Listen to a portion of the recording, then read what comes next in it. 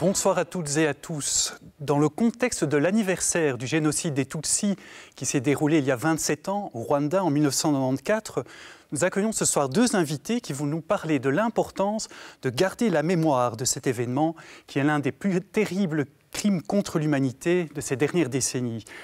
Félicité Lia Mukuru, bonsoir. Bonsoir. Bienvenue dans cette émission. Vous êtes présidente de l'association Ibuka Mémoire et Justice et vous-même également rescapée du génocide.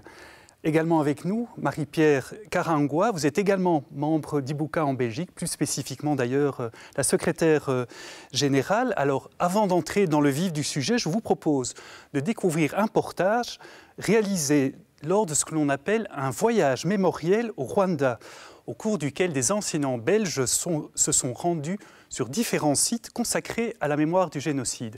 Regardez, c'est un reportage réalisé par André Bossuroy. Bienvenue au site mémorial de Narama.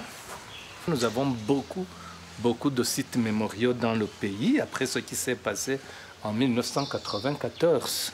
Ils sont au-delà de 200. Notre activité, alors, c'est celle-ci, préserver la mémoire. C'est une ancienne église catholique. Cette place a été attaquée le 15 avril.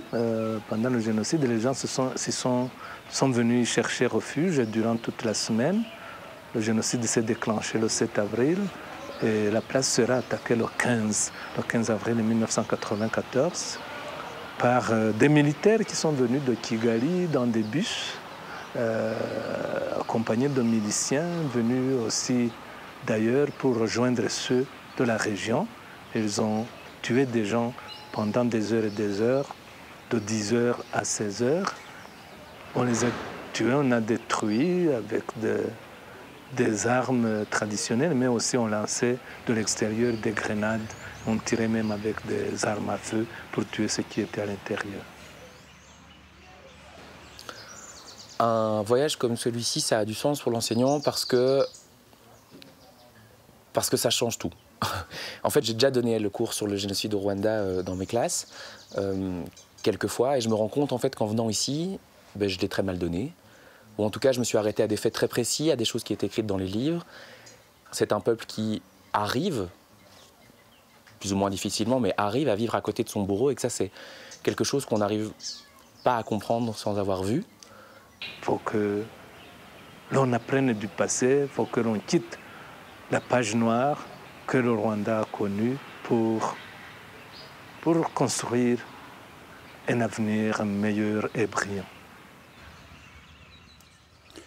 Félicité Lia Mukuru, en regardant ce reportage, on est vraiment plongé de façon forte dans la mémoire du génocide. Est-ce que c'est ça l'objectif de votre association Ibuka, garder la mémoire véritablement de cet événement? Oui, c'est un objectif ultime de l'association que celui de préserver la mémoire, mais non seulement la mémoire du génocide, mais la mémoire des victimes de ce génocide. C'est-à-dire qu'on a plus d'1 million de morts. Préserver leur mémoire, c'est revenir vraiment à cette humanité qui a été brisée, qui a été assassinée au Rwanda. Marie-Pierre Karangwa, vous êtes donc secrétaire générale de cette même association. Quelles sont les activités que vous organisez concrètement à Ibuka?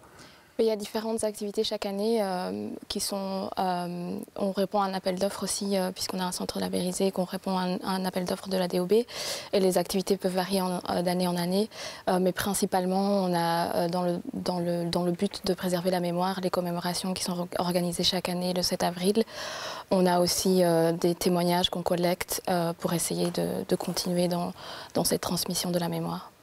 Vous-même, vous étiez très jeune au moment du génocide. Vous aviez 4 ou 5 ans. Comment avez-vous fait pour vous construire? Évidemment, c'est une énorme question. Est-ce que Ibuka aussi vous a aidé dans ce chemin? Oui, je pense que c'est un certain aboutissement dans ma recherche, je vais dire, de reconstruction et d'identité, surtout parce que c'est une grande partie de notre vie qui a été enlevée aussi, que ce soit certains qui ont perdu leurs parents, toute leur famille. Et dans les activités d'Ibuka, c'est surtout essayer de transmettre ça pour que d'autres personnes ne fassent pas face à ce que nous, on a vécu. Félicité Liamoukou, est-ce qu'il y a en Belgique beaucoup de jeunes qui ont vécu ce que Marie-Pierre Karangwa a vécu, beaucoup de personnes qui sont rescapées, qui sont confrontées véritablement à cette réalité? Je pourrais vous dire qu'il n'y en a pas beaucoup. Il y en a, parce que lorsqu'on parle de rescapés, de ceux qui ont vécu en tout cas le génocide des Tutsis au Rwanda, on n'en a pas beaucoup. Donc en Belgique surtout, il y en a quand même. Il y a des jeunes qui ont ce vécu-là, qui font face à des questions d'identité. Et c'est parmi aussi nos objectifs de pouvoir vraiment arriver à cette reconstruction comme Marie-Pierre y arrive, une quête vraiment de sens et d'identité. On en a. Comment ça se passe concrètement comment faites-vous pour aider justement ces personnes à se reconstruire? Alors, en collectant déjà les témoignages de rescapés qui arrivent à témoigner, on les met à disposition. Et donc, il y a beaucoup de questions. Il faut savoir que 27 ans après, c'est pas énorme. On pourrait penser que c'est beaucoup, mais c'est en même temps pas beaucoup d'années. C'est le temps d'une génération. Et la plupart de ces jeunes ont eu d'abord un parcours, étudier, travailler, s'intégrer. Et donc les questions les plus cruciales sont actuelles, sont maintenant. C'est parmi les objectifs auxquels on doit faire face encore pour cette reconstruction dans la transmission de la mémoire pour les jeunes. Alors j'imagine que les difficultés ne manquent pas non plus dans le cadre de votre travail. Qu'est-ce qui est le plus difficile dans le cadre de votre travail justement à Ibuka? Alors le plus difficile, c'est d'avoir vécu le génocide, de connaître comment il s'est déroulé, comment il s'est passé, de connaître en tout cas l'histoire, et à un moment donné faire face à tout un déni de ce qui s'est passé. Donc ici, je parle tout simplement d'une tendance très négationniste, donc nier ou minimiser ou banaliser ou alors justifier pourquoi un crime comme le génocide, on ne peut pas le justifier. Il y a des crimes qu'on ne peut pas justifier, en tout cas, ou qui pourraient être même compris sur le plan, je ne sais pas, les gens se défendaient, ou dans une guerre, ce qui se passe quand les gens meurent. Mais dans un génocide, on ne peut pas justifier. Et donc, on a toutes ces tendances-là. Et ça, c'est très difficile de faire face à cela, même si notre travail est porté à cela notamment. Une dernière question pour vous.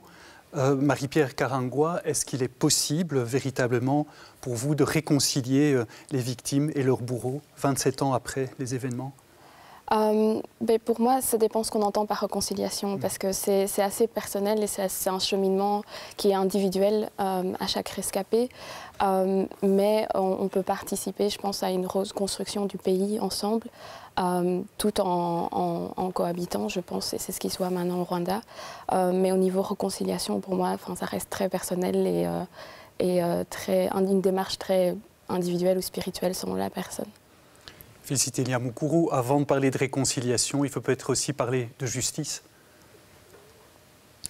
Oui, et Dieu seul sait combien la justice est difficile à rendre, en tout cas dans un cas comme celui du génocide.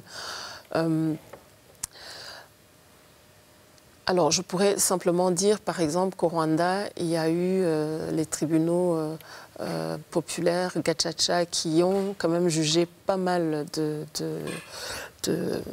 bourreaux.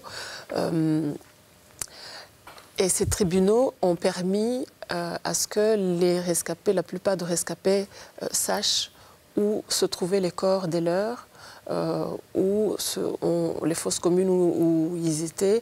Et c'est une justice que de savoir la vérité, d'une part, mais c'est une justice à poursuivre. Et ici, on en a besoin parce qu'on a quand même pas mal de bourreaux qui se baladent. Félicité Liamukuru et Marie-Pierre Karangwa, merci beaucoup d'être venu nous parler brièvement, mais de façon intense, de votre travail à Ibuka. Chers amis, si vous souhaitez revoir cette émission, c'est sur Ovio ou sur le site catobel.be. Et si vous souhaitez en savoir plus sur l'association Ibuka, rendez-vous sur le site www.ibuka.be. Merci encore de votre fidélité et à très bientôt.